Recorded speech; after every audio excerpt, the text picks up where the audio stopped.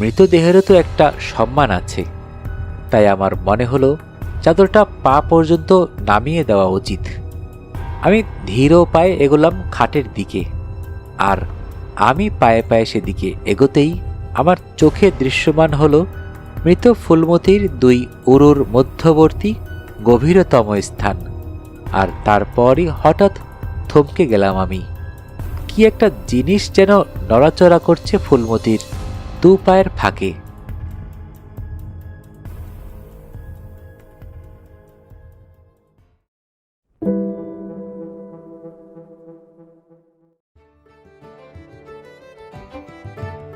আসসালামু আলাইকুম। আপনারা শুনছেন অডিও বুক বাই মেহেদি। আজকে আপনাদের পড়ে শোনাব হিমাদ্রি কিশোর দাশগুপ্তের লেখা সাদা বিড়াল। হিমাদ্রি কিশোর দাশগুপ্ত বাংলা কিশোর সাহিত্য ও রহস্য গল্পের এক অনন্য নাম। তিনি একদিকে যেমন দুর্দান্ত গল্পকার, তেমনি দক্ষ চিত্রকরও। ভৌতিক রহস্য আর অ্যাডভেঞ্চার, এই তিনের মিশেলে তার গল্পগুলো পাঠককে টেনে নিয়ে যায় এক আলাদা জগতে। আজ আমরা শুনব হিমাদ্রি কিশোর দাশগুপ্তের এমনই একটি গল্প, যেখানে কৌতূহল, ভয় আর কল্পনার সীমা এক হয়ে গেছে। আরও একটি বিষয় আপনাদের জানানো দরকার, এটি হিমাদ্রি কিশোর দাশগুপ্তের আমাদের চ্যানেলে পড়া প্রথম গল্প।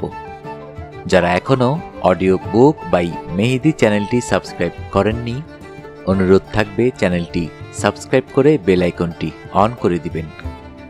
তাহলে শুনতে থাকুন হিমাদ্রি কিশোর দাশগুপ্তের লেখা সাদা বিড়াল। আজকে শুনবেন উপন্যাসটির দ্বিতীয় এবং অন্তিম পর্ব।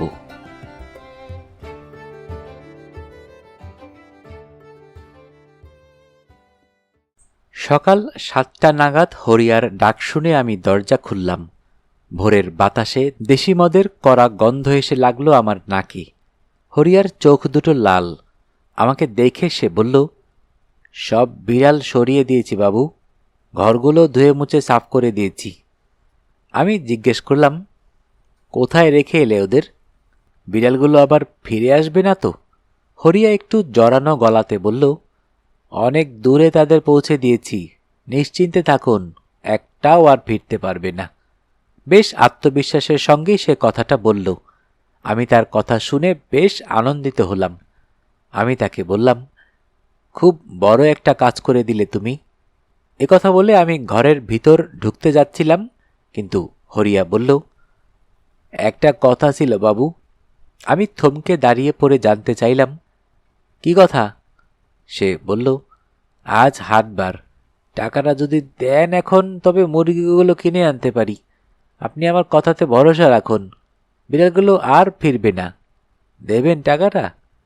আমি বুঝতে পারলাম হরিয়ার ডোম যাতে মাতাল হলেও তালে ঠিক, কিন্তু এখন এত জেদের সঙ্গে বলছে যে বিড়ালগুলো আর ফিরবে না, এবং কাজটার জন্য যখন তাকে টাকা দিতেই হবে, তখন টাকাটা তাকে দিতে সমস্যা নেই। কাজেই আমি এরপর ঘর থেকে 6,000 টাকা এনে হরিয়ার হাতে দিলাম। হাসি ফুটে উঠল তার মুখে। চলে যাবার আগে আবারও সে দৃঢ়ভাবে জানিয়ে গেল, বিড়ালগুলো আর ফিরবে না। এদিন বেশ কিছুটা আগেই স্নান খাওয়া সেরে তৈরি হয়ে সকাল 9টা নাগাদ স্বাস্থ্যকেন্দ্রে আমি উপস্থিত হলাম। না, কোনো ঘরে একটাও বিড়াল দেখতে পেলাম না।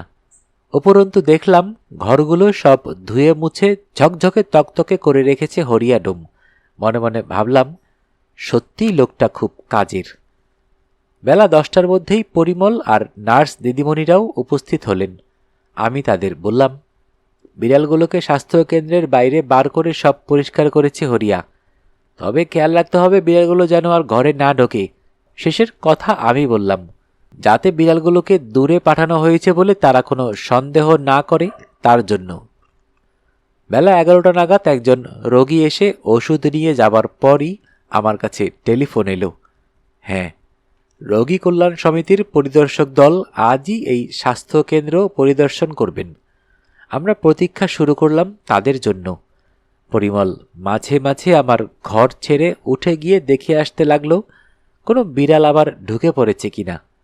আমি মনে মনে একটু মজাই পেলাম ব্যাপারটাতে।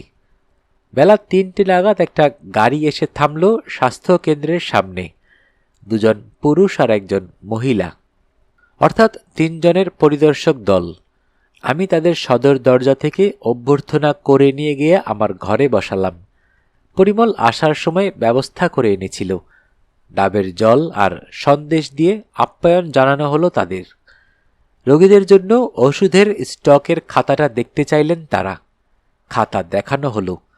তারপর কিছু মামুলি প্রশ্ন, এই যেমন এখানে পালস পোলিও কর্মসূচি কেমন হয় ইত্যাদি জানতে চাইলেন তারা। আমরা 3 জন মিলে তাদের প্রশ্নের জবাব দিলাম।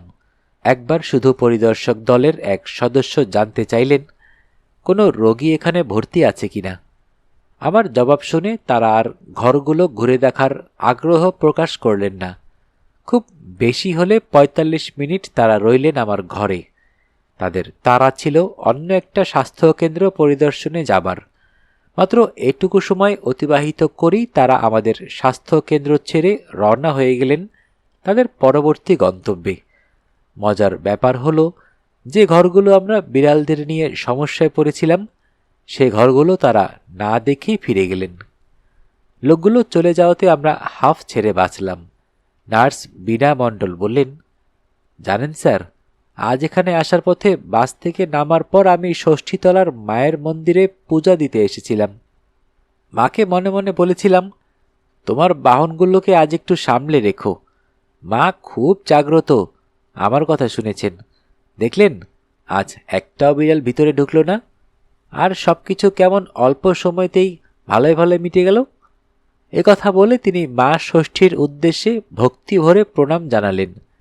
এরপর আমার সঙ্গী 2 জন আমার কাছে তাদের একটা বক্তব্য নিবেদন করলেন। তা হলো, জেলা সদরের স্বাস্থ্য দপ্তরে তাদের 2 জনের বেতন সংক্রান্ত ফাইল নাকি দীর্ঘদিন ধরে পড়ে আছে। পরদিন যদি আমি তাদের 2 জনকে ছুটি দেই তবে তারা জেলা সদরে স্বাস্থ্য দপ্তরে যেতে পারে তাদের ফাইলগুলোর তদবির করার জন্য। যেহেতু সব কাজ ভালোই ভালোই মিটেছে, তাই আমার মনটা ভালো হয়ে গিয়েছিল। তাই আমি তাদের আবেদন শুনে বললাম, ঠিক আছে, কাল আপনাদের আসতে হবে না, আমি একলাই সামলে নেব। এই দিন একটু আগে থেকেই, অর্থাৎ বিকাল 4টা নাগাদ স্বাস্থ্যকেন্দ্র থেকে আমরা বের হলাম। আমি আমার কোয়ার্টারের দিকে এগোচ্ছি। ঠিক সেই সময় দেখলাম হরিয়াকে। তার হাতে 2টো বড় ব্যাগ। সম্ভবত হাট থেকে ফিরছে সে। আমার অনুমানই ঠিক। আমাকে দেখে হরিয়া সামনে এসে দাঁড়ালো। আমাকে দেখাবার জন্য প্রথম ব্যাগটা খুলল সে। তার মধ্যে গাদাগাদি করে রাখা রয়েছে মাঝারি আকৃতির ঠ্যাং বাঁধা মোরগ মুরগি। সেগুলো আমাকে দেখিয়ে সে বলল, সস্তাতেই পেলাম, কিছু টাকাও বেঁচেছিল, তাই দিয়ে খাবার জিনিসও কিনলাম। আমি আর বউ মিলে আজ ভালো করে খাবো। এই বলে সে সম্ভবত তার কথার প্রমাণ দেবার জন্য দ্বিতীয় ব্যাগটাও ফাঁক করে দেখালো। আমি দেখলাম তার ভিতর রয়েছে একটা শাল পাতায় কিছুটা মাংস, কিছু আনাজ, আর তার আড়াল থেকে উকি দেওয়া একটা দেশি মদের বোতল। হরিয়া তার বউয়ের কথা উল্লেখ করাতে আমি তার কাছে জানতে চাইলাম, তোমার বউকে দেখতে পাই না কেন, কেমন আছে সে? হরিয়া জবাব দিল, 3-4 দিন ধরে ফুলমতির শরীর ভালো যাচ্ছে না, তাই ঘর ছেড়ে বেরোচ্ছে না। রান্না সব কাজ আমিই করছি। ফুলমতি আসন্ন সন্তান প্রসবা। ব্যাপারটা যখন আমি জানি, তখন যতক্ষণ আমি আছি ততক্ষণ ডাক্তার হিসেবেও আমার একটা দায়িত্ব আছে। তাই আমি হরিয়াকে বললাম, পরশু সকাল পর্যন্ত আমি তো এখানেই আছি। তোমার বউয়ের তেমন কিছু অসুবিধা হচ্ছে মনে হলে দিন হোক রাত হোক আমাকে ডাকবে, বউকে স্বাস্থ্যকেন্দ্রে নিয়ে আসবে। হরিয়া বলল, হ্যাঁ বাবু। কথা বলে ব্যাগ হাতে সে রওনা হলো তার কুরের দিকে, আর আমিও ফিরে এলাম কোয়ার্টারে। মনটা বেশ খুশি আমার। 2টো রাত কাটাতে পারলেই পরশু গাড়ি আসবে ডাক্তার সরখেলকে এখানে পৌঁছে দিয়ে আমাকে ফিরিয়ে নিয়ে যাবার জন্য। বিকাল গড়িয়ে সন্ধ্যা নামল এক সময়। আমি রান্না চাপালাম। সে কাজও প্রতিদিনের মতো শেষ হলো। হরিয়ার গানও শুরু হলো এক সময়। এদিন যেন একটু বেশি স্ফূর্তি মনে হলো তার গলায়। গরিব মানুষ, মুরগিগুলো কিনতে পেরে আর আজ দুটো ভালো মন্দ খেয়ে তার বেশি স্ফূর্তি জেগেছে মনে হলো আমার।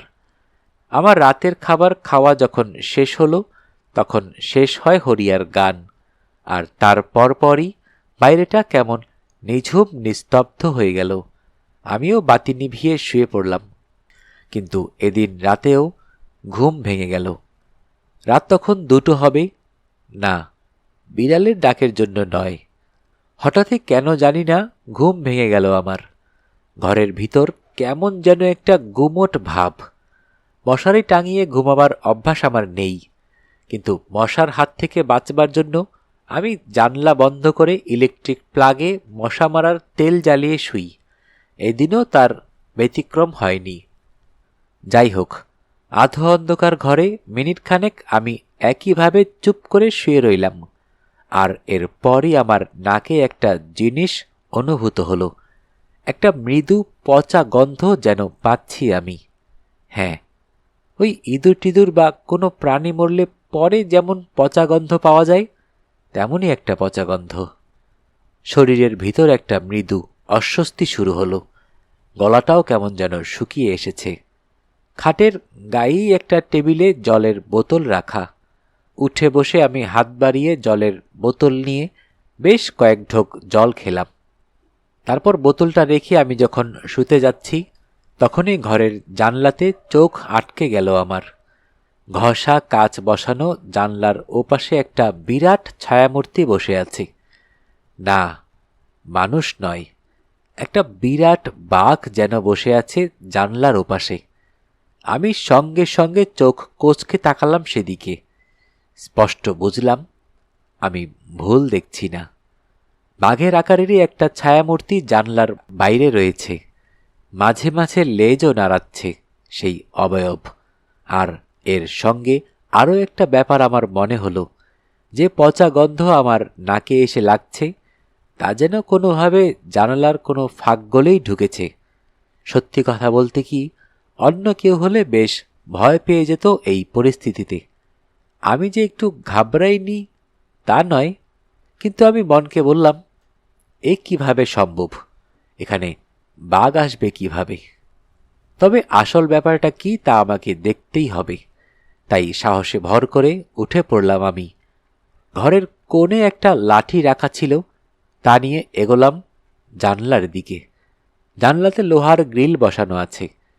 যদি আসলে কোনো প্রাণীর উপস্থিত থেকেও থাকে, তবে তা অত বড় শরীর নিয়ে গ্রিলের ফাঁক গলে ঘরে ঢুকতে পারবে না। আমি ধীর পায়ে এগোলাম জানলার দিকে। ছায়াটা কিন্তু তখনও আছে এবং সে নড়ছে। আমি জানলার কাছে গিয়ে ছিটকিনি সরিয়ে একটানে খুলে ফেললাম জানলার পাল্লা। আর সেটা খুলে ফেলে যাকে আমি দেখতে পেলাম, সে বাঘ না হলেও তাকে দেখে আমি বেশ অবাক হলাম। জানলার ওপাশে কিছুটা তফাতে একটা অনুচ্চ প্রাচীর আছে। তার উপর বসে আছে সেই সাদা রঙের বিরাট হুলো বিড়ালটা। প্রাচীরের কোণে বাঁশের মাথায় একটা বাল্ব ঝোলে। সারা রাত বাতিটা জ্বলে। সেই আলোতে আমি স্পষ্ট দেখলাম তাকে। প্রাণীটার চোখ দুটো জ্বলজ্বল করছে। সে তাকিয়ে আছে জানলার দিকে, আর ওই পচা গন্ধটা তার দিক থেকেই আসছে। এবার ছায়া রহস্য আমি বুঝতে পারলাম। বিড়াল আর ঝুলন্ত বাতিটা পরস্পর এমন স্থানে অবস্থান করছে যে বিড়ালের ছায়া 10 গুণ পরিবর্ধিত হয়ে জানলায় পড়েছিল। আমি জানলা খোলার পর বেশ কয়েক মুহূর্ত সে চেয়ে রইল আমার দিকে। তারপর লাফ দিয়ে প্রাচীর থেকে এগোলো হরিয়ার কুঁড়ের দিকে। আর তার সঙ্গে সঙ্গেই পচা গন্ধটাও যেন দূরে সরে যেতে লাগল। কিছুক্ষণের মধ্যেই বিড়ালটা হরিয়ার ঘরের পেছন দিকে অদৃশ্য হয়ে গেল। আর আমিও জানলা বন্ধ করে বিছানায় ফিরে এলাম। হরিয়া খুব জোরের সঙ্গে বলেছিল বিড়াল ফিরবে না, বললেও সাদা বিড়ালটা ফিরে এসেছে। হয়তো অন্য বিড়ালগুলোও ফিরেছে বা ফিরবে। তবে তারা ফিরে এলেও আমার তখন আর কোনো সমস্যা ছিল না। কাজেই আমি আবার নিশ্চিন্তে ঘুমিয়ে পড়লাম। একটানে আবারও অনেকক্ষণ কথা বলে থামলেন ডাক্তার অরিত্র মুখার্জি। বাইরে বৃষ্টি হয়েই চলেছে। মোমবাতিটা অনেকটাই ক্ষয়ে গিয়ে অনুজ্জ্বল হয়ে আসছে।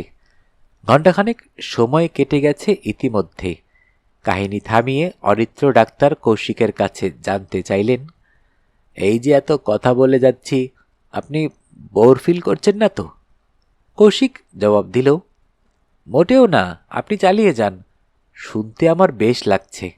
তাছাড়া কোথায় যেন আবার একটা রহস্যের গন্ধও পাচ্ছি, ওই বিড়ালটার ফিরে আসার ব্যাপারটা নিয়ে। কৌশিকের কথা শুনে অরিত্র ডাক্তারের ঠোঁটের কোণে কেমন যেন একটা অদ্ভুত হাসি ফুটে উঠল।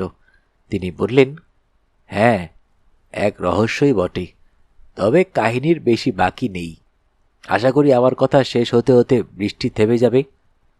ঘড়ি দেখল কৌশিক, রাত 8টা সবে বাজে। বেশি রাত হয়নি। ডাক্তারবাবুর কথা শুনতে তার কোনো অসুবিধাই নেই। তিনি আবার শুরু করলেন তার কথা। পরদিন সকাল 7টা নাগাদ ঘুম ভাঙল আমার। বিছানাতে শুয়ে আমি কিছুক্ষণ ভাবলাম গত রাতের বিড়ালটার কথা। এভাবেই তো মানুষ রাতে আলো ছায়ার খেলা দেখে ভয় পায়। আমার জায়গাতে কোনো দুর্বল চিত্তের লোক থাকলে হয়তো ওই বাঘের মতো ছায়া দেখে ভয়ে আধমরা হয়ে যেত। মনে মনে ভাবলাম আমি। এরপর বিছানা ছেড়ে উঠে পড়লাম। ব্রাশ করে অন্য কাজ সেরে যখন চায়ের কাপ শেষ করলাম, তখন ঠিক 8টা বাজে। আর এর পরপরই বাইরে থেকে হরিয়া ডোমের ডাক শুনলাম, বাবু, দরজা খুলুন বাবু। আমি দরজা খুলে বাইরে বেরোতেই সে উত্তেজিতভাবে বলল, দয়া করে একবার আমার সাথে চলুন বাবু। আমি অনুমান করলাম ফুলমতির সম্ভবত কিছু হয়েছে। আমি তাড়াতাড়ি স্লিপারে পা গলিয়ে কোয়ার্টার ছেড়ে অনুসরণ করলাম তাকে। হরিয়া তার কুরের কাছে পৌঁছল ঠিকই, কিন্তু সে কুরের ভিতর না ঢুকে কুরেরাতে বের দিয়ে তার পেছন দিকে নিয়ে দাঁড় করালো আমাকে। সেখানে বাখারের তৈরি একটা ছোট ঘরের মতো জায়গা, তার ঝাপটা খোলা। ইশারা করে হরিয়া ডোম আমাকে সেই নিচু ছাদওয়ালা বাখারের ঘরের ভিতর দেখতে বলল। তার কথা শুনে আমি মাথা নিচু করে বাইরে থেকে উকি দিলাম সেই জায়গাতে। আমি দেখলাম সেখানে চারপাশে ছড়িয়ে আছে গতকালের কেড়ে আনা মৃত মোরগ মুরগিগুলো। তখনও তাদের পায়ে দড়ি বাঁধা, পালকও ছড়িয়ে আছে তাদের চারপাশে। কেউ যেন মেরে রেখে গেছে মুরগিগুলোকে। আমি বললাম, ব্যাপারটা বিড়ালের কাণ্ডই মনে হচ্ছে। হরিয়া বলল, বিড়াল কিভাবে ঢুকবে? দরজা বন্ধ ছিল। আমি সকালে দরজা খুলে দেখলাম মুরগিগুলো মরে পড়ে আছে। বিড়াল ঝাঁপের হুড়কো খুলবে কিভাবে? তাছাড়া এখানে কোনো বিড়াল নেই। আমি এবার তাকে বললাম, মা ষষ্ঠীর বাহন কিন্তু আবার এখানে ফিরে এসেছে, মানে ওই সাদা বিড়ালটা। কাল মাঝরাতে জানলা খুলে আমি তাকে দেখেছি। ঘরের গায়ে প্রাচীরটার ওপর বসেছিল। আমাকে দেখতে পেয়ে সে প্রাচীর থেকে নেমে এদিকে এসে মিলিয়ে গেল। সম্ভবত তোমার ঘরের পেছনে, অর্থাৎ এই জায়গাতেই সে এসেছিল। আমার কথা শুনে হরিয়ার মুখ বিস্ময়ে হা হয়ে গেল। সে বলল, তা কিভাবে হবে? সে কোনোভাবে ফিরে আসতে পারে না। ফুলমতিও বলছিল সে নাকি গতরাতে তাকে দেখেছে। আমি তাকেও বললাম, নেশার ঘরে ভুল দেখেছ তুমি। সাদা বিড়ালটা কোনোভাবেই ফিরে আসতে পারে না, কখনোই পারে না। আমি বললাম, ফুলমতি কোথায় দেখেছে বিড়ালটাকে? হরিয়া বলল, গতরাতে আমরা দুজনেই নেশা করে শুয়েছিলাম। আমি মেঝেতে শুই আর ফুলমতি খাটিয়াতে। শেষ রাতে ফুলমতির ঘুম ভেঙে যায়। তখন নাকি সে দেখতে পায় সাদা বিড়ালটা খাটিয়ার ওপর উঠে তার পেটের ওপর থাবা তুলে দাঁড়িয়ে আছে। ফুলমতি তো দেখে ভয়ে চিৎকার করে ওঠে, আর তা শুনে আমার ঘুম ভেঙে যায়। কিন্তু আমি কোনো বিড়াল দেখতে পাইনি, দেখা সম্ভবও নয়, কারণ এই বিড়ালটার ফিরে আসার কোনো সম্ভাবনাই নেই। আমি তার কথা শুনে বললাম, আমি আর তোমার বউ দুজনেই কি তবে ভুল দেখলাম? হয়তো তুমি তাদের যেখানে রেখে এসেছিলে সেখান থেকে কোনোভাবে বিড়ালটা ফিরে এসেছে। আমার কথা শুনে হরিয়া তার মাথাটা এমনভাবে ঝাঁকালো যে আমার কথা কিছুতেই সে মানতে পারছে না। ব্যাপারটা আমার অদ্ভুত লাগলেও আমি এই ব্যাপার নিয়ে হরিয়ার সঙ্গে তর্কে গেলাম না। আমি হরিয়াকে বললাম, যেভাবেই হোক মুরগিগুলো মারা যাওয়াতে তোমার বেশ ক্ষতি হলো, বুঝতে পারছি। হরিয়া আক্ষেপের স্বরে বলল, হ্যাঁ বাবু, খুব ক্ষতি হলো আমার, আর সেটাই আপনাকে দেখাতে আনলাম। তার পরিস্থিতি বুঝতে পেরে আমি তাকে বললাম, কাল সকালে আমি ফিরে যাব, তার আগে তোমাকে আমি কিছু টাকা দেব, স্বাস্থ্যকেন্দ্র ধোয়া মোছা করেছ বলে। আর একটা কথা, এই অবস্থায় বউকে মদ খেতে দিও না, তাতে ক্ষতি হতে পারে। হরিয়া জবাব দিল, আচ্ছা বাবু, এখন দেখি মরা মুরগিগুলো নিয়ে কি করি। হরিয়াকে ছেড়ে আমি এবার রওনা হলাম ফেরার জন্য। বেলা 10টায় স্নান খাওয়া সেরে আমি গিয়ে হাজির হলাম স্বাস্থ্য কেন্দ্রে। এদিনই তো আমার শেষ দিন এই স্বাস্থ্য কেন্দ্রে। ভিতরে প্রবেশ করে আমি প্রথমেই ঘরগুলো পরিদর্শন করতে শুরু করলাম, সেই সাদা বিড়াল বা অন্য কোনো বিড়াল ফিরে এসেছে কিনা তা দেখার জন্য। না, কোনো বিড়ালেরই চিহ্ন দেখলাম না কোনো ঘরে। তবে সেই বড় ঘরটা, অর্থাৎ যে ঘরে সাদা বিড়াল সহ ষষ্ঠী দেবীর অন্য বাহনরা থাকত, সেই ঘরে পা রেখেই আমার নাকে কয়েক মুহূর্তের জন্য একটা পচা গন্ধ লাগল। সে গন্ধটা ঠিক গত রাতের গন্ধের মতোই। বাইরে থেকে আসা আলোতে ঘরের সব কিছু স্পষ্ট। হরিয়ার ধুয়ে মুছে যাওয়া ঝকঝকে ঘর। সে ঘরের ভিতর সবখানে ভালো করে তাকিয়েও সে গন্ধের উদ্রেক ঘটাবার মতো কোনো জিনিস চোখে পড়ল না। সে ঘর ছেড়ে আমি বেরিয়ে সোজা এসে বসলাম আমার ঘরে। অন্যদিন আমার সহকর্মীরা আসে, তাদের সঙ্গে বাক্যালাপ করে সময় কেটে যায়। একলা বসে নানা কথা ভাবতে লাগলাম আমি। কিন্তু কেন জানি মাঝে মাঝে আমার মনে পড়ে যেতে লাগলো গতরাতে দেখা সাদা বিড়ালটার সেই বাঘের মতো ছায়ার কথা। বেলা 12টা নাগাদ একজন পেশেন্ট এলো আমার কাছে। বৃদ্ধ মানুষ, গ্রামেরই লোক। বার্ধক্যজনিত কিছু সমস্যা নিয়ে তিনি ডাক্তার দেখাতে এসেছেন। ভালো করে তাকে দেখার পর আমি ভদ্রলোককে ঔষধপত্র আর প্রয়োজনীয় পরামর্শ দেবার পর আমি সময় কাটাবার জন্যই একটু গল্প জোরবার চেষ্টা করলাম। গ্রামের সম্পর্কে নানা কথা জিজ্ঞেস করতে লাগলাম। আমি শহুরে মানুষ, তার গ্রামের খবর জানতে চাইছি দেখে বৃদ্ধ আগ্রহ ভরে আমার প্রশ্নের জবাবে তার গ্রাম সম্পর্কে নানা কথা শোনাতে লাগলেন। কথা প্রসঙ্গে একবার তিনি আমাকে বললেন, এখানে একটা বড় সাদা বিড়াল ঘুরে বেড়ায়, তাকে দেখেছেন নিশ্চয়ই? আমি জবাব দিলাম, হ্যাঁ দেখেছি, অত বড় বিড়াল আমি আগে দেখিনি। বৃদ্ধ বললেন, হ্যাঁ, আমার 80 বছর বয়স হলো, আমিও দেখিনি, গ্রামের কেউই দেখেনি। ঠিক যেন একটা বাঘের বাচ্চা। আর বিড়াল হলেও বাঘের মতোই তার রাজকীয় চালচলন। গ্রামের অনেকে বলে ওই বিড়ালটা নাকি সাক্ষাৎ মা ষষ্ঠীর বাহন, নইলে অমন চেহারা কোনো বিড়ালের হয়? বৃদ্ধের কথা শুনে আমার আবার মনে পড়ে গেল গতরাতে দেখা বাঘের মতো সেই বিশাল ছায়ার কথা। আমি বৃদ্ধকে জিজ্ঞেস করলাম, কত দিন ধরে ওকে আপনারা দেখছেন? বৃদ্ধ একটু ভেবে নিয়ে প্রথমে জবাব দিলেন, তা অন্তত 20-22 বছর হলো আমি ওকে দেখছি। তারপর তিনি তার উত্তরের সঙ্গেই যোগ করলেন, বাড়ির পোষা বিড়ালকে খুব যত্নে রাখলে সাধারণত 14-15 বছর বাঁচে। মা ষষ্ঠী যদি ওর ওপর কৃপা না করে থাকেন তবে কি ও এতদিন বাঁচত? বহু বছর আগে একবার মা ষষ্ঠীর পুজোর দিন মন্দিরের পুরোহিত ওকে দেবী মূর্তির সামনে বসে থাকতে দেখে। সেই থেকে ও এই গ্রামেই রয়েছে। আমি শুনেছি কাবুলে বিড়াল নামে এক ধরনের বড় আকৃতির বিড়াল পাওয়া যায়। বড় লোকেরা সে বিড়াল পোষেনও।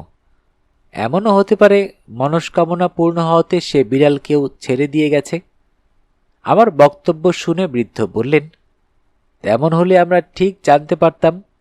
আর এই গ্রামে তার আশেপাশের বেশিরভাগ মানুষই কাবুল তো অনেক পরের ব্যাপার, কোনোদিন কলকাতাও যায়নি। বৃদ্ধের কথা শুনে আমি বুঝতে পারলাম গ্রামের বহু মানুষের মতো তারও দৃঢ় বিশ্বাস যে ওই বিরাট আকৃতির সাদা বিড়ালটা সাক্ষাৎ মা ষষ্ঠীরই বাহন। প্রায় 1 ঘন্টা ধরে নানা কথাবার্তা হলো ভদ্রলোকের সঙ্গে। এরপর তিনি আমাকে ধন্যবাদ দিয়ে স্বাস্থ্য কেন্দ্র ছেড়ে বেরিয়ে গেলেন। আগের মতো একলা বসে রইলাম আমি। বেলা প্রায় 4টে নাগাদ দরজার বাইরে পায়ের শব্দ শুনে দেখি হরিয়া এসে দাঁড়িয়েছে। আমি বললাম, ভিতরে এসো। ঘরে ঢুকল হরিয়া। সঙ্গে সঙ্গেই দেশি মদের কড়া গন্ধ ছড়িয়ে পড়ল ঘরে।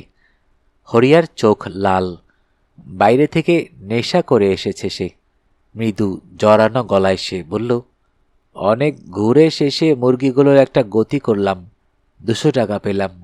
আমি বিস্মিতভাবে জানতে চাইলাম, মরা মুরগি তুমি কোথায় বেচলে? হরিয়া কোনো রাখ ঢাক না করেই বলল, নদীর পাড়ে বেশ কয়েকটা হোটেল আছে। শহর থেকে বাবুরা যেখানে মেয়ে ছেলে নিয়ে আসে, সময় কাটিয়ে আবার ফিরে যায়। চোরাই মদও বিক্রি হয় ওইসব হোটেলে। এমনই একটা হোটেল কিনে নিল মরা মুরগিগুলো। তার কথা শুনে আমি বুঝতে পারলাম, এমন শান্ত গ্রামীণ পরিবেশেও লোকচক্ষুর আড়ালে নানা গোপন খেলা চলে। আমি তাকিয়ে রইলাম হরিয়ার দিকে। সে আমার দিকে তাকিয়ে চুপচাপ দাঁড়িয়ে রইল। কয়েক মুহূর্তের মধ্যেই তার অমনভাবে দাঁড়িয়ে থাকার কারণ আমি অনুমান করতে পারলাম। পকেট থেকে পার্স বার করে একটা 500 টাকার নোট তার দিকে এগিয়ে দিলাম। যদিও এত টাকা প্রাপ্য ছিল না, তবুও লোকটার ক্ষতি হয়েছে বলেই দিলাম। টাকাটা হাতে নিয়ে কপালে ঠেকিয়ে হরিয়া বলল, আপনি বড় ভালো লোক ডাক্তারবাবু, আবার আসবেন এখানে। আমি মনে মনে বললাম, আজকের রাতটা কোনো ক্রমে কাটিয়েই গণ্ডগ্রাম ছেড়ে যেতে পারলে বাঁচি। এখানে থাকতে আমার আর ভালো লাগছে না।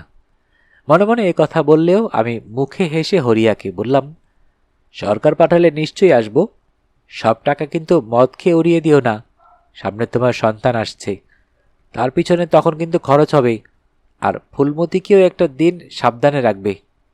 হরিয়া জবাব দিল, আচ্ছা বাবু। আর এরপরই হরিয়া হঠাৎ আমাকে প্রশ্ন করল, সাদা বিড়ালটা বা অন্য কোনো বিড়ালকে আপনি কি আর দেখতে পেলেন বাবু? আমি বললাম, না, পাইনি। আমার জবাব শুনে একটা অদ্ভুত হাসি ফুটে উঠল হরিয়ার মুখে। নেশাগ্রস্ত হরিয়া বলল, না, দেখতে পাবেন না, কেউ পাবে না। এত দূরে তারা চলে গেছে যে তাদের আর ফেরা সম্ভব নয়। কাল রাতে আপনি ভুল দেখেছিলেন। কথা বলে আমাকে আর কোনো কথা বলার সুযোগ না দিয়ে ঘর থেকে বেরিয়ে গেল হরিয়া ডোম। আবারও একলা বসে রইলাম আমি। কিন্তু মিনিট 10 মধ্যেই আবার ঘরে ঢুকল হরিয়া। চোখে মুখে তার প্রবল উত্তেজনার ভাব। মোমবাতিটা গলতে গলতে শেষ হয়ে একবার দপ করে জ্বলে উঠে নিভে গেল। ডাক্তার অরিত্র মুখার্জি সেজন্যই হয়তো কয়েক মুহূর্তের জন্য তার কথা থামিয়ে দিলেন। বাইরে বৃষ্টি এবার কমতে শুরু করেছে। কৌশিক মন দিয়ে শুনে চলেছিল অরিত্র ডাক্তারের কথা। তিনি থামতেই কৌশিক বলল, আপনি বলুন, অন্ধকারে আমার অসুবিধা হবে না। টেবিলের ঠিক উল্টো দিকে বসে থাকলেও মুখ দেখা যাচ্ছে না অরিত্র ডাক্তারের। কৌশিকের তবু মনে হল তার গল্প শোনার আগ্রহ দেখে যেন হাসলেন। অন্ধকার ঘর। অরিত্র ডাক্তার বলতে শুরু করলেন তার কাহিনীর শেষাংশ। হরিয়ার চোখে মুখে উত্তেজনার ভাব দেখে আমি বলে উঠলাম, কি হলো তোমার? হরিয়া জবাব দিল, ফুলমতি উঠছে না, কথা বলছে না। আমি বললাম, তার মানে? হরিয়া উত্তর দিল, অনেকবার ডাকলাম, গায়ে ধাক্কা দিলাম, কিন্তু সে উঠছে না। তার জবাব শুনে আমি উৎকণ্ঠিতভাবে বললাম, অজ্ঞান হয়ে গেছে? হরিয়া বলল, বুঝতে পারছি না বাবু, এজন্য আপনাকে ডাকতে এলাম। হরিয়ার কথা শুনে আমি চেয়ার থেকে প্রথমে স্টেথো হাতে উঠে দাঁড়ালাম তার সঙ্গে যাবার জন্য। কিন্তু এরপরই আমার মনে হলো, ফুলমতিকে যদি স্যালাইন অক্সিজেন দিতে হয় তবে একেবারে স্বাস্থ্যকেন্দ্রে আনাই ভালো। সময় নষ্ট করা উচিত নয়। আমাদের স্বাস্থ্যকেন্দ্রে একটা ট্রলি আছে।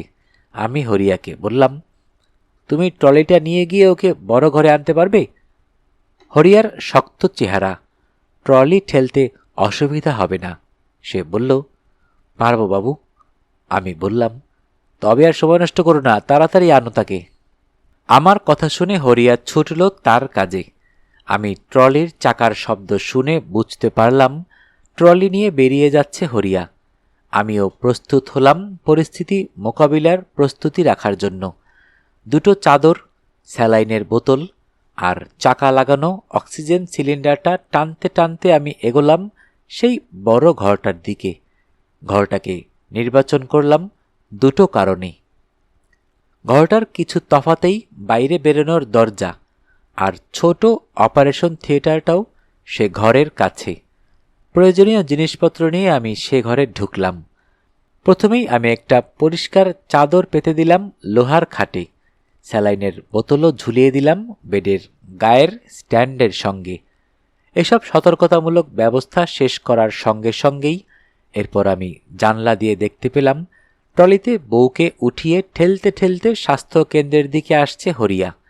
মিনিট খানেকের মধ্যেই সে ট্রলি সমেত ঘরে প্রবেশ করল। আমার ইশারাতে সে ফুলমতিকে ট্রলি থেকে পাজা কোলা করে বেডে নামালো। এই প্রথম ফুলমতির মুখ দেখলাম আমি।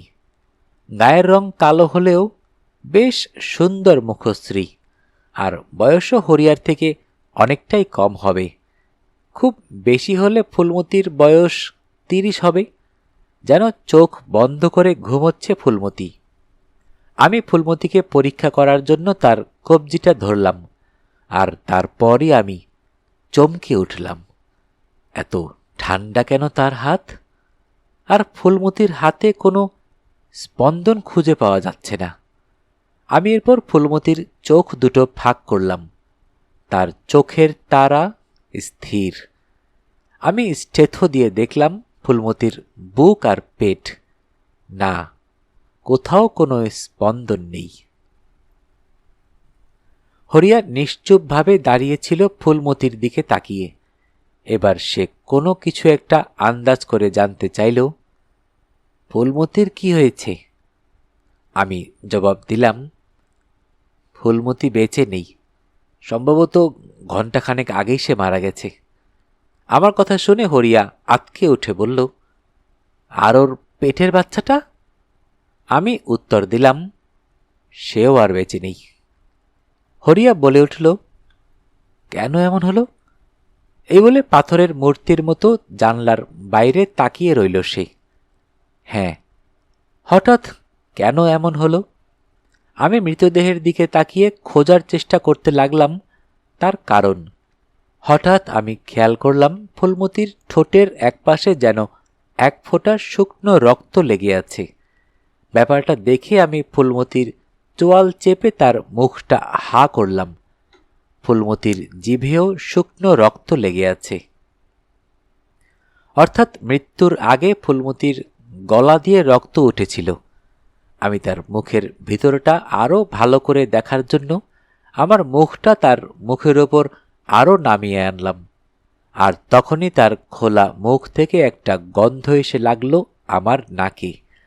রাসায়নিকের ঝাঁঝালো গন্ধ, সম্ভবত কীটনাশক।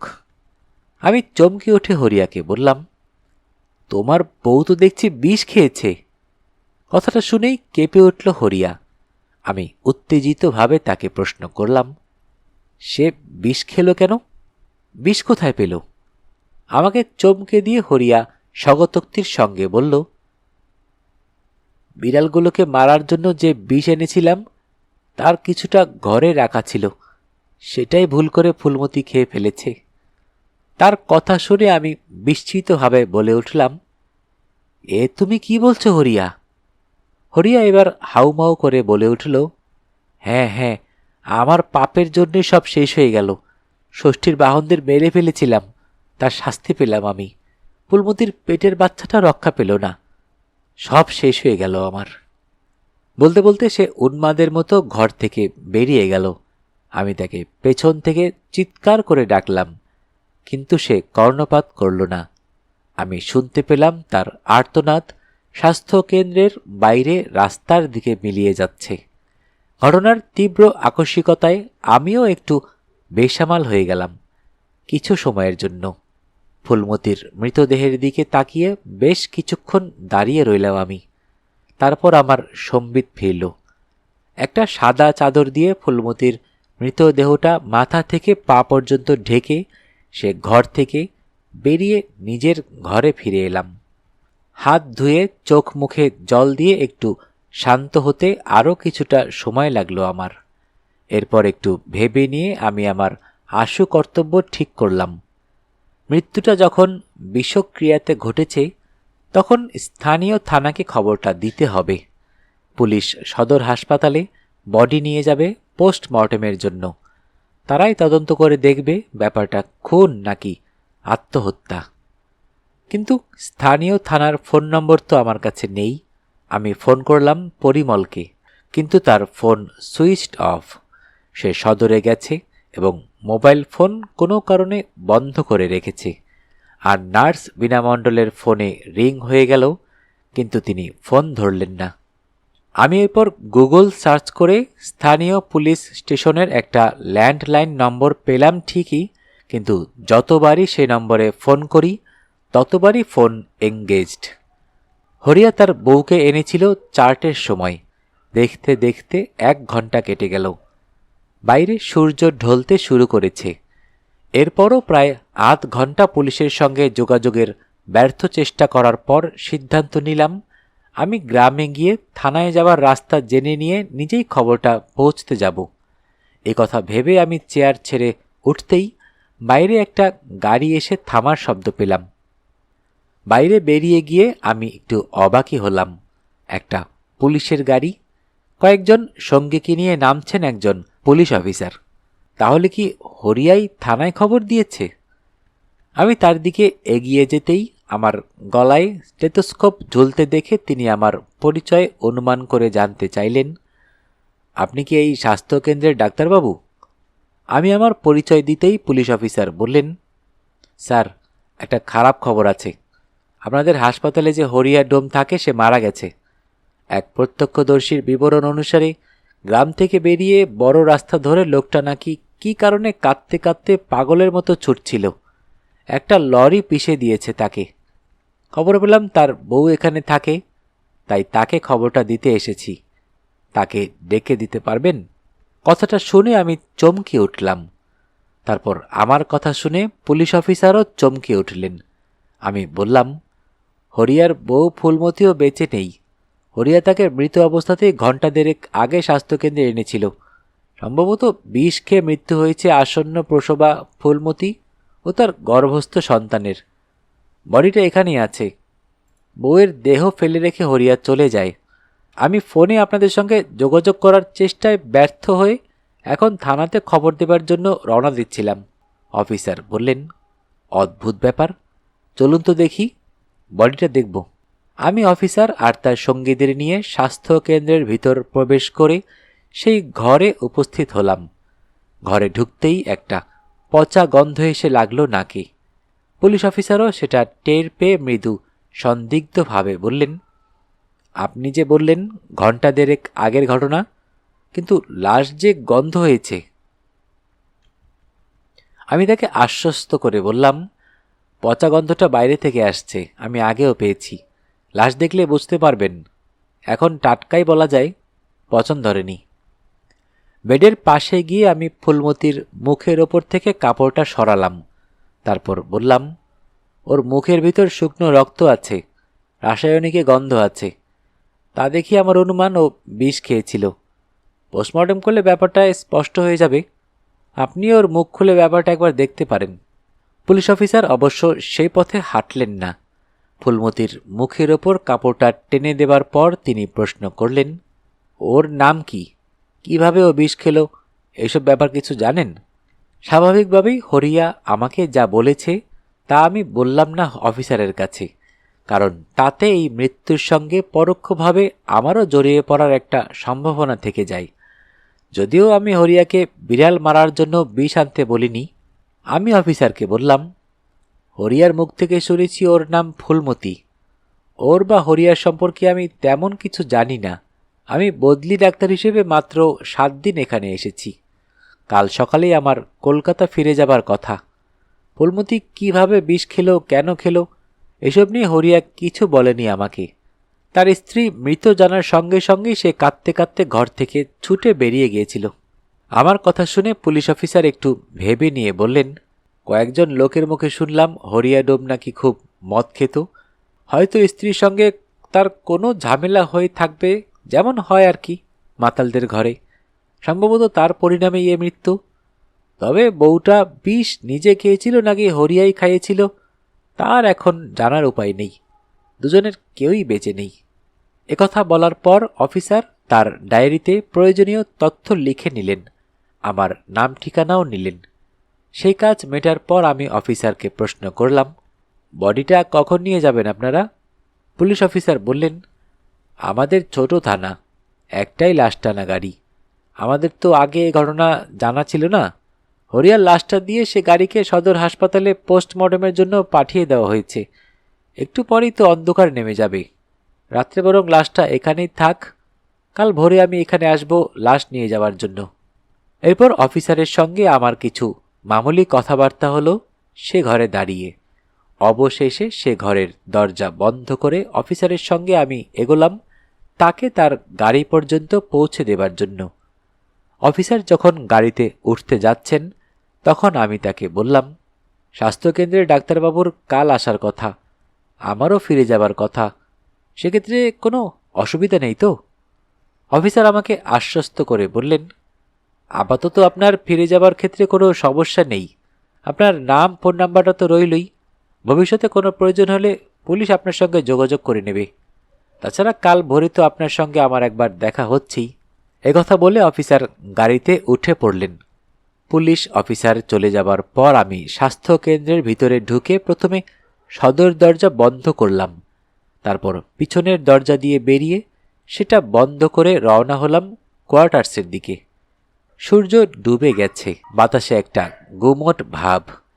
কোয়ার্টার্সের দিকে হাঁটতে হাঁটতে আবারও সেই পচা গন্ধ এসে লাগলো আমার নাকে, কিন্তু একটু থেমে চারপাশে তাকিয়েও আমি তার উৎস সন্ধান করতে পারলাম না। দূর থেকে হরিয়ার কুঁড়েটা দেখা যাচ্ছে। সেদিকে তাকিয়ে দীর্ঘশ্বাস ছেড়ে আমি উঠলাম ঘরের বারান্দাতে। ঘরের দরজা খুললাম। প্রায় ঘন্টা তিনেক ধরে বেশ বড় মানসিক ধকল গেছে আমার। আমি পোশাক ছেড়ে প্রথমেই ছুটলাম স্নান ঘরে।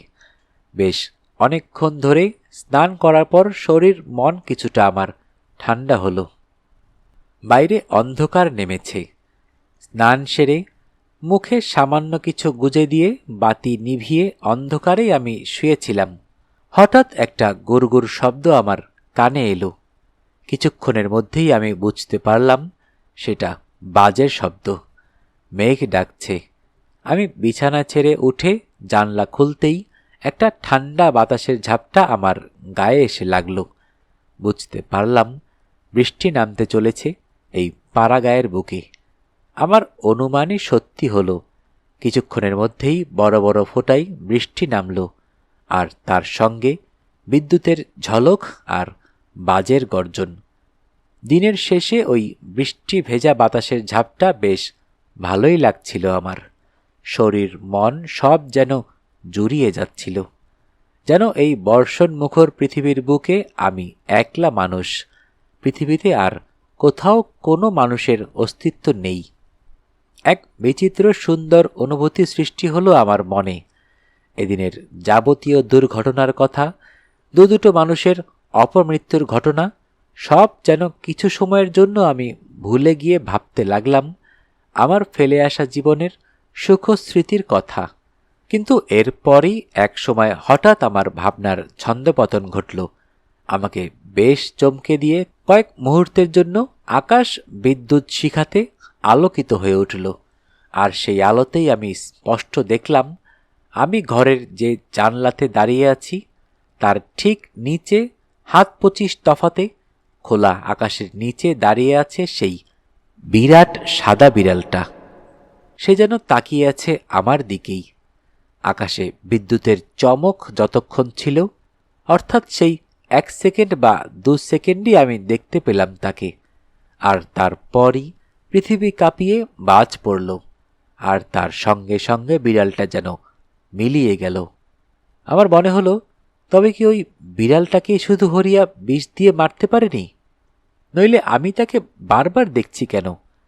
আবার এর পরক্ষণেই আমার মনে হলো হয়তো আমি ভুল দেখছি, ওই যাকে বলে হ্যালুসিনেশন, অবচেতন মনের প্রভাবে দৃষ্টি বিভ্রম। নইলে মুহূর্তের মধ্যে বিড়ালটা অদৃশ্য হয়ে যায় কিভাবে? যাই হোক, তারপর আকাশ বাতাস কাঁপিয়ে কাছে পিঠে এত বজ্রপাত শুরু হলো যে খোলা জানালার সামনে আমি বেশিক্ষণ দাঁড়িয়ে থাকা সমীচীন বোধ করলাম না। জানলা বন্ধ করে দিলাম। এই ঝড় জলের রাতে আমার আর রান্না করার ইচ্ছা হলো না।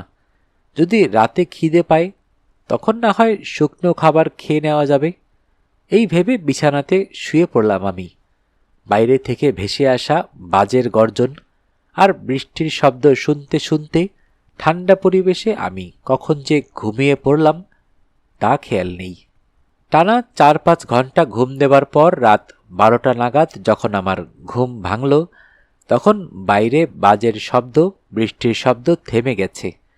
ঘুম ভাঙার পর চুপচাপ কিছুক্ষণ বিছানাতে শুয়ে থাকার পর মৃদু খিদে অনুভব হওয়াতে বিছানা থেকে উঠলাম আমি। আলোটা সবে জ্বালিয়েছি, ঠিক তখন শব্দটা কানে এলো আমার। বিড়ালের সম্মিলিত কণ্ঠস্বর। কান খাড়া করে শব্দটা শোনার চেষ্টা করে আমি বুঝতে পারলাম সেটা ওই স্বাস্থ্য কেন্দ্রের দিক থেকেই আসছে। কিন্তু তা কি করে সম্ভব? তবে কি বিড়াল মারার জন্য হরিয়া বিষ এনেছিল আর সেই বিষ ফুলমতি খেয়েছে? একথা হরিয়া মিথ্যা বলেছিল আমাকে? হ্যাঁ, ওই সম্মিলিত বিড়ালের ডাক তো স্বাস্থ্য কেন্দ্রের দিক থেকেই ভেসে আসছে। সন্দেহ নিরসনের জন্য দরজা খুলে আমি বারান্দায় দাঁড়াতেই কিন্তু সে শব্দ থেমে গেল। আধো অন্ধকারে দাঁড়িয়ে আছে নিঝুম স্বাস্থ্য কেন্দ্র। অস্পষ্ট দেখা যাচ্ছে সেই ঘরটাও, যেখানে চাদর চাপা দিয়ে রাখা আছে ফুলমতির বডিটা। কোথাও কোনো শব্দ নেই। মিনিট খানেক সেদিকে তাকিয়ে দাঁড়িয়ে রইলাম আমি। তবে হয়তো আমি যা শুনেছি তা আমার মনের ভুল। ও কথা ভেবে ঘরে ঢুকে দরজা দিলাম আমি। কিন্তু এরপর মিনিট 3ও কাটল না। সবে আমি 2টো বিস্কুট মুখে দিয়েছি, আবার শুরু হলো বিড়ালদের সেই সম্মিলিত ডাক। আবার দরজা খুলে বাইরে এলাম আমি। কিন্তু কি আশ্চর্য, সেই মুহূর্তেই সেই ডাক বন্ধ হয়ে চারপাশ নিস্তব্ধ হয়ে গেল। তবে কি বিড়ালগুলো আমাকে দেখতে পেয়ে ডাক থামিয়ে দিচ্ছে? কিন্তু হরিয়ার কথা যদি সত্যি হয়, তবে বিড়াল কোথা থেকে আসবে আমার বোধগম্য হল না। দ্বিতীয়বারের জন্য ঘরে ঢুকে দরজা দিলাম আমি। কটা বিস্কুট আর জল খেয়ে বাতি নিভিয়ে আমি শুয়ে পড়লাম। কিন্তু ওই সম্মিলিত বিড়ালের ডাক যেন আমার নিষ্ঠুর রসিকতার অপেক্ষায় ছিল। কিন্তু ওই সম্মিলিত বিড়ালের ডাক যেন আমার সঙ্গে নিষ্ঠুর রসিকতার অপেক্ষায় ছিল। আমি বিছানাতে শোয়ার সঙ্গে সঙ্গেই আবার তাদের ডাক শুরু হলো। এবার সেই শব্দ আরও জোরে। মা ষষ্ঠীর বাহনদের সম্মিলিত কণ্ঠস্বর ভেসে আসতে লাগল স্বাস্থ্য কেন্দ্রের দিক থেকে। অবিরাম চিৎকার। আমি কানে বালিশ চাপা দিয়ে আপ্রাণ চেষ্টা করতে লাগলাম সে শব্দ যাতে কানে না প্রবেশ করে সেজন্য, কিন্তু তাতে ফল মিলল না। উপরন্তু সেই সম্মিলিত মার্জার ধ্বনি যেন ক্রমশ স্বাস্থ্য কেন্দ্রের দিক থেকে এগিয়ে আসতে লাগল আমার ঘরের দিকে। বাইরের নিস্তব্ধতাকে যেন ফালা ফালা করে চিরে ফেলছে সেই মার্জার সঙ্গীত। একসময় আমি আর তা সহ্য করতে না পেরে খাট ছেড়ে নেমে পড়লাম। ব্যাপারটা কি ঘটেছে তা আমাকে দেখতেই হবে। স্লিপারে পা গলিয়ে বাতি না জ্বালিয়ে আমি দরজার কাছে গিয়ে সন্তর্পণে দরজাটা খুলে ফেললাম। সঙ্গে সঙ্গে থেমে গেল শব্দ। এ তো আশ্চর্য ব্যাপার। বারান্দাতে এগিয়ে এলাম আমি। তবে বিড়ালের ডাক না শুনলেও একজনকে বারান্দার কিছুটা তফাতে সামনের জমিতে স্পষ্ট বসে থাকতে দেখলাম। সেই বিরাট সাদা বিড়ালটা। তবে কি ওই অদ্ভুত বিড়ালটার কণ্ঠ থেকে বেরোচ্ছে সম্মিলিত মার্জার ধ্বনি?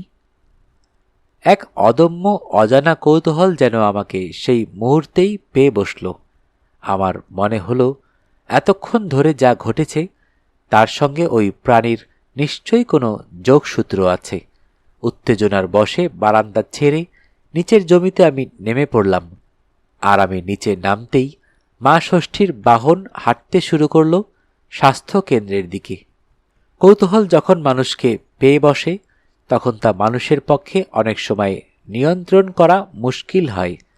আমার মন বলতে লাগলো, কদিন ধরে হরিয়ার মুরগি মারা যাওয়া থেকে শুরু করে অন্য যে দুর্ঘটনাগুলো ঘটছে তার সঙ্গে বিড়ালটার সম্পর্ক আছে। আমি যুক্তিবাদী মানুষ, তবুও কেন জানি আমার মন ও কথাই বলতে লাগলো। ভেজা মাটি আর ভেজা বাতাসের মধ্যে আমি অনুসরণ করলাম বিড়ালটাকে। বিড়ালটা চলতে চলতে মাঝে মাঝে ঘাড় ফিরিয়ে আমাকে দেখছে।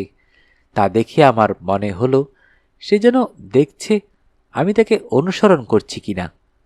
তবে তার মধ্যে ভয়ের কোনো চিহ্ন নেই।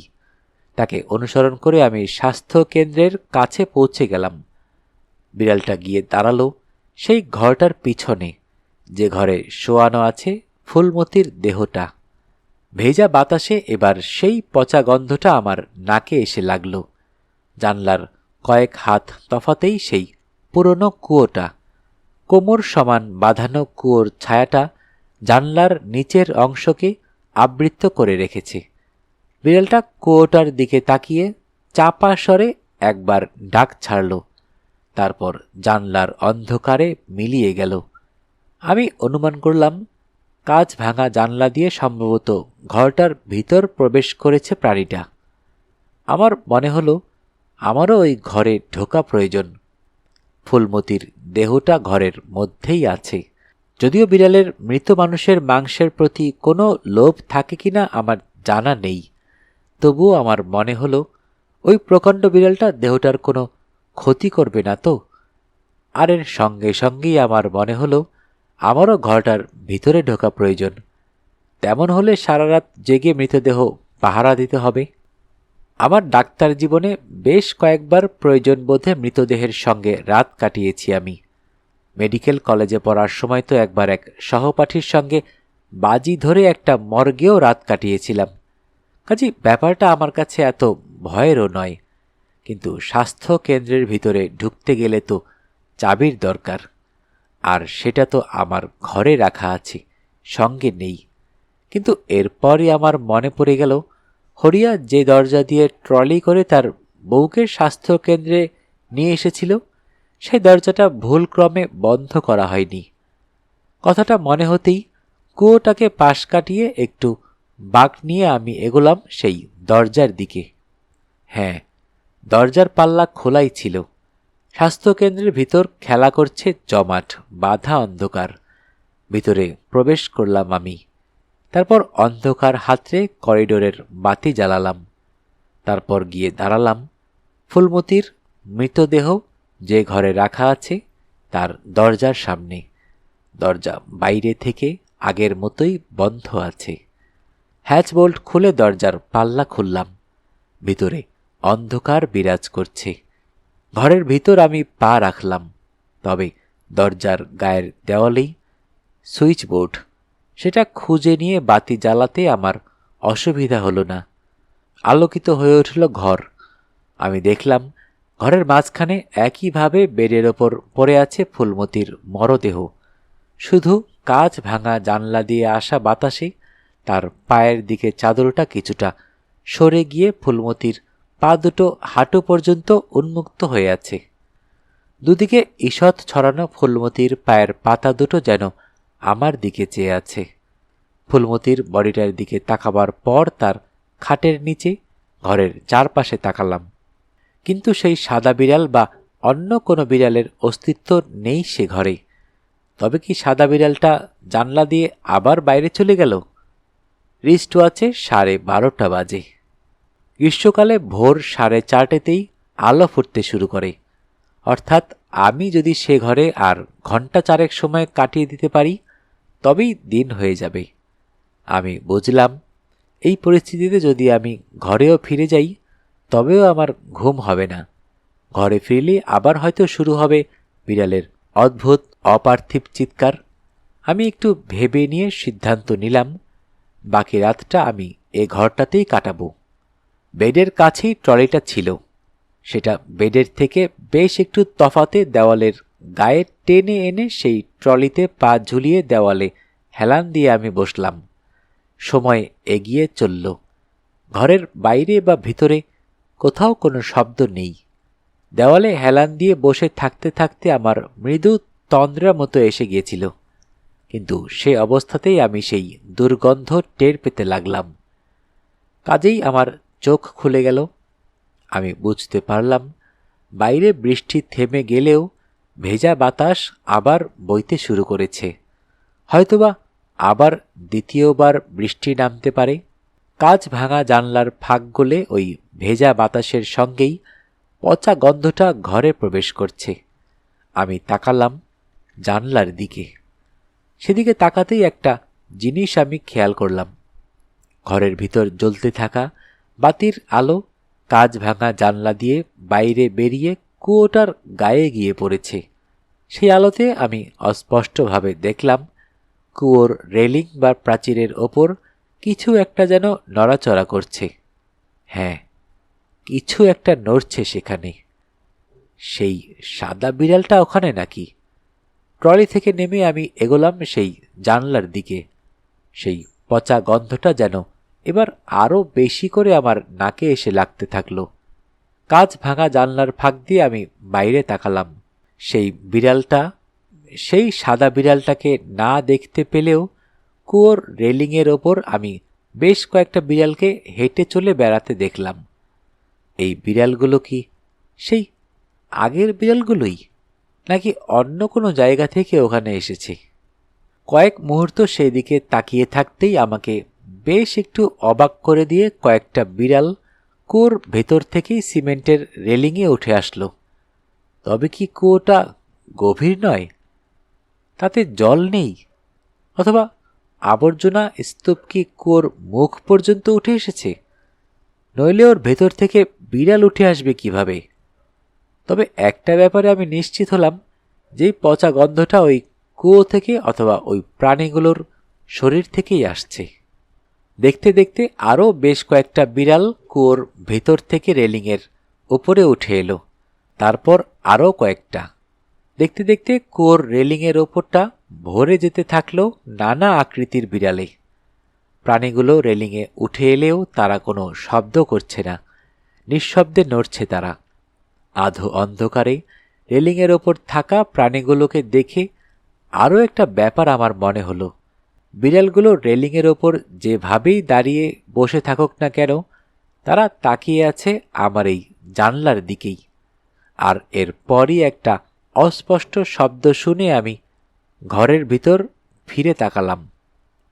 লোহার খাটটা যেন কেঁপে ওঠার শব্দ। আমি তাকালাম খাটটার দিকে, যেখানে রয়েছে ফুলমতির দেহ।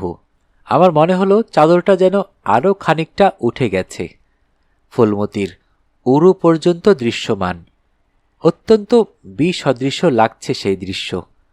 মৃতদেহেরও তো একটা সম্মান আছে, তাই আমার মনে হলো চাদরটা পা পর্যন্ত নামিয়ে দেওয়া উচিত। আমি ধীর পায়ে এগোলাম খাটের দিকে। আর আমি পায়ে পায়ে সেদিকে এগোতেই আমার চোখে দৃশ্যমান হল মৃত ফুলমতির দুই উরুর মধ্যবর্তী গভীরতম স্থান। আর তারপরই হঠাৎ থমকে গেলাম আমি। কি একটা জিনিস যেন নড়াচড়া করছে ফুলমতির দু পায়ের ফাঁকে। ফুলমতির পেটটাও যেন আগের মতো সন্তান ভারে ফোলা লাগছে না। আমি চোখ কচলে আবার ভালো করে তাকালাম ফুলমতির পায়ের দিকে। হ্যাঁ, কোনো ভুল নেই, একটা ভেজা মাংসের দলা নড়ছে সেখানে। আমি চমকে উঠলাম। মাথার মধ্যে সব তালগোল পাকিয়ে যেতে থাকলো আমার। অন্তত 10 ঘন্টা আগে যার মৃত্যু হয়েছে সে সন্তান প্রসব করবে কিভাবে? কিন্তু আসল ভয়ঙ্কর ঘটনাটা তখনও দেখা বাকি ছিল আমার। বিস্মিতভাবে আমি তাকিয়েছিলাম সেই রক্ত ক্লেদ মাখা মাংসপিণ্ডর দিকে। সেই মাংসপিণ্ডটা এরপর ধীরে ধীরে ফুলমতির দু পায়ের ফাঁক দিয়ে বাইরের দিকে আসতে শুরু করল। জন্মের পর কোনো বাচ্চা হামাগুড়ি দিয়েছে বলে শুনিনি, কিন্তু সে হামাগুড়ি দিয়েই বাইরে বেরিয়ে এলো। বিদ্যুৎ বাতির আলোতে তাকে স্পষ্ট দেখা যাচ্ছে। 4 হাত পায়ে ভর দিয়ে যে ফুলমতির 2 পায়ের ফাঁকে এদিকে ওদিকে দেখার চেষ্টা করছে। তখনও তার শরীরের সঙ্গে সংযুক্ত আছে ফুলমতির কর্ডটা, অর্থাৎ যে ফিতে দিয়ে শিশুর শরীরের সঙ্গে মায়ের শরীর সংযুক্ত থাকে। ঘরের চারদিকে তাকাবার পর সেই সদ্যজাত মুখ দিয়ে কামড়ে সেই ফিতে ছিঁড়ে নিজেকে ফুলমতির শরীর থেকে মুক্ত করে নিল। তারপর এক অদ্ভুত স্বরে ডেকে উঠল, তবে সে ডাক মানুষের নয়, বিড়ালের। আর এই ডাকের জন্যই অপেক্ষা করছিল বাইরের বিড়ালগুলো। কুয়ো থেকে উঠে তারা একে একে ভাঙা জানলা দিয়ে ঘরে ঢুকতে শুরু করল। ভিজা শরীর তাদের, তবে তা অক্ষত নয়। কোনো বিড়ালের শরীর থেকে খসে পড়ছে চামড়া, কারো চোখ গলে গেছে, পচে যাওয়া কান ঝুলে পড়েছে। বিভৎস শরীর সব। আমি বুঝতে পারলাম হরিয়া তবে বিড়ালগুলোর দেহ ওই কুয়োর মধ্যেই ফেলেছিল। তীব্র পচা গন্ধে ভরে উঠল ঘর। বিড়ালগুলোকে ঘরে ঢুকতে দেখে তাদের দিকে আমার দৃষ্টিটা কয়েক মুহূর্তের জন্য ঘুরে গিয়েছিল, কিন্তু আবার চিৎকার করে উঠল নবজাতক। এবার আরও জোরে, যেন একটা ঘৃণা মেশানো চিৎকার। আমি তার দিকে তাকাতেই একটা হিমেল স্রোত বয়ে গেল আমার শরীরে। ফুলমতির 2 পায়ের ফাঁকে যে দাঁড়িয়ে আছে সে মানব শিশু নয়, রক্ত মাখা একটা সাদা বিড়াল। প্রতি মুহূর্তে সে যেন বেড়ে চলেছে। আমি চিনতে পারলাম তাকে, মা ষষ্ঠীর বাহন, সেই সাদা বিড়ালটা। তার সবুজ চোখ দুটো যেন অপরিসীম ঘৃণায়, প্রতিশোধ স্পৃহায় জ্বলছে আমার দিকে তাকিয়ে। তার সেই দৃষ্টি থেকে আমিও চোখ সরাতে পারলাম না কিছুতেই। আমার চোখের সামনেই তার অবয়বটা আরও বড় হতে লাগল। একসময় যে রূপ নিল, আমার দেখা তার সেই ছায়ার মতো, বাঘের মতো। তা দেখে যেন উল্লাস ধ্বনি করে উঠল অন্য বিড়ালগুলো। রক্ত জল করা বিভৎস মার্জার সঙ্গীত আর দুঃসহ পচা গন্ধে ভরে উঠল ঘর। দানবাকৃতির সেই অপার্থিব বিড়ালটা তার মুখ ফাঁক করল। সাদা বিড়ালটার তীক্ষ্ণ সাদা দাঁতগুলো দেখতে পেলাম আমি। বাঘের আকৃতির সেই বিড়ালটা এরপর লাফ দিয়ে খাট ছেড়ে মেঝেতে নেমে দাঁড়াল। তার সবুজ চোখের দৃষ্টি আমার ওপরেই নিবদ্ধ। আমি চারপাশে তাকিয়ে দেখলাম, আমার পালাবার আর কোনো জায়গা নেই। আমার চারপাশে শুধু জীবন্ত হয়ে ওঠা মা ষষ্ঠীর মৃত বাহনের দল। সেই বিরাট সাদা মার্জার রাজের মতো তারাও এগিয়ে আসছে আমার দিকে। থেমে গেলেন অরিত্র ডাক্তার। কৌশিক কৌতূহল চাপতে না পেরে জানতে চাইল, তারপর কি হলো? অন্ধকারের মধ্যে থেকে তিনি জবাব দিলেন, তার আর পর নেই। কৌশিক বলল, পর নেই মানে? ডাক্তার অরিত্র মুখার্জি বললেন, বাকি ঘটনাটা না হয় আপনি নিজের মতো করে কল্পনা করে নেবেন। বৃষ্টি থেমে গেছে, আপনি এবার বেরিয়ে পড়ুন। আমার ল্যান্ডলর্ড রতনবাবুর ফেরার সময় হলো, আমাকে এবার উঠতে হবে। অরিত্র ডাক্তারের এই শেষ কথাগুলোর মধ্যে কেমন একটা ভাব মেশানো ছিল, যা শুনে কৌশিক আর অরিত্র ডাক্তারের সময় নষ্ট করার সমীচীন বোধ করল না। চেয়ার ছেড়ে উঠে দাঁড়িয়ে অরিত্র ডাক্তারের উদ্দেশ্যে বলল, আপনার গল্পটা খুব রোমাঞ্চকর, তবে গল্পের শেষ অংশটা আর একদিন এসে আপনার নিজের মুখেই শুনব। তিনি কৌশিকের এই কথার কোনো জবাব দিলেন না।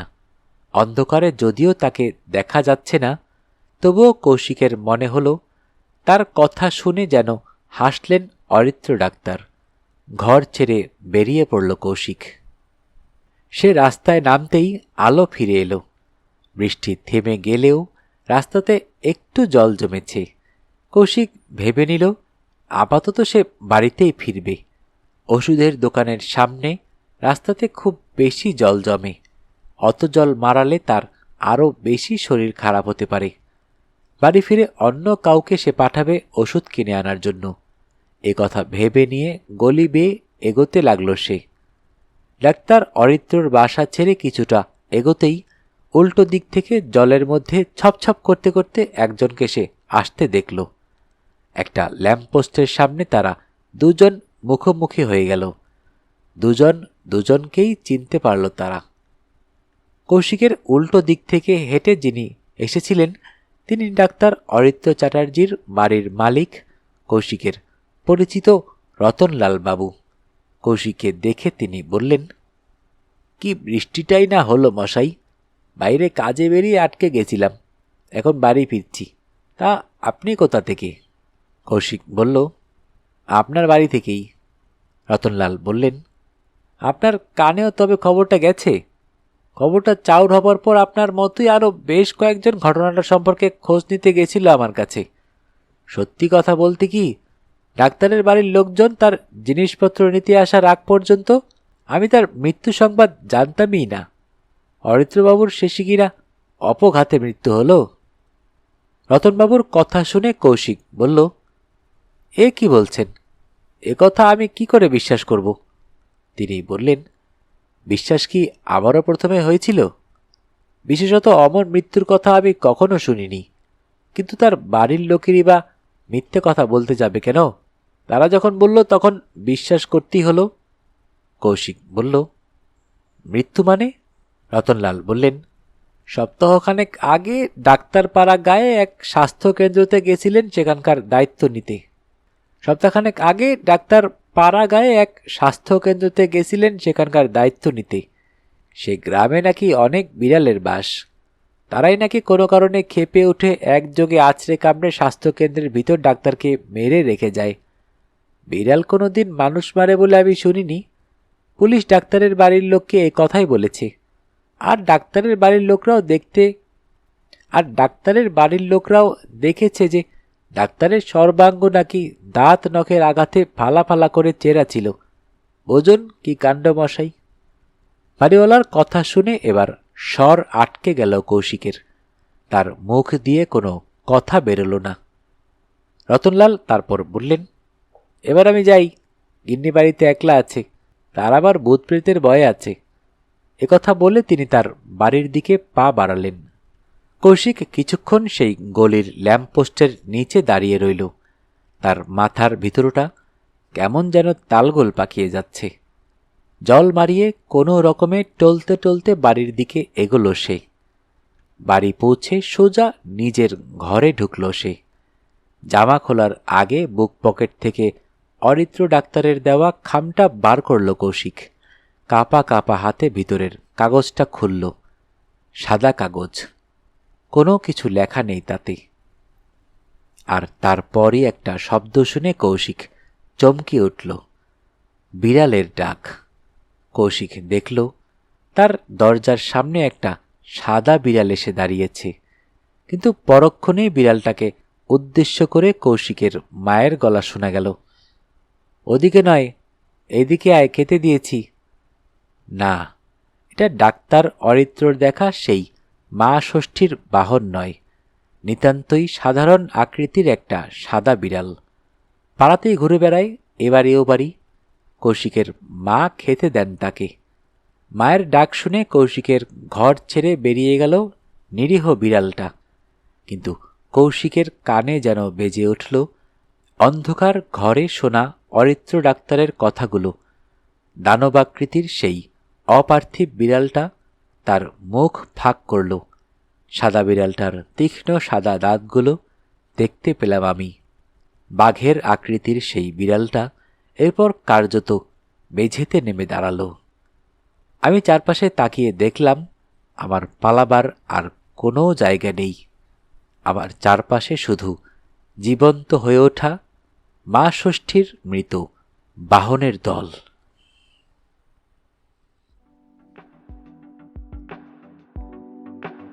শুনতে শুনতে শেষ হয়ে গেল আমাদের আজকের গল্প।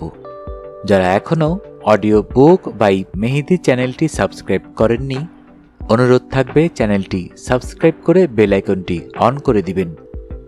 বরাবরের মতোই গল্প পাঠে আমি মোহাম্মদ মেহেদী হাসান। আপনাদের জ্ঞাতার্থে একটা কথা জানিয়ে রাখি, অনেকেই আমার গল্পগুলো শুনছেন, ভালো লাগছে আপনাদের, সেটা আপনাদের মন্তব্য এবং শেয়ার দেখে বুঝতে পারি। তবে আপনারা সাবস্ক্রাইব করছেন না, এটা কিন্তু খুবই দুঃখজনক ব্যাপার। অনেক কষ্ট করে আপনাদের জন্য গল্প উপহার দেওয়ার চেষ্টা করি।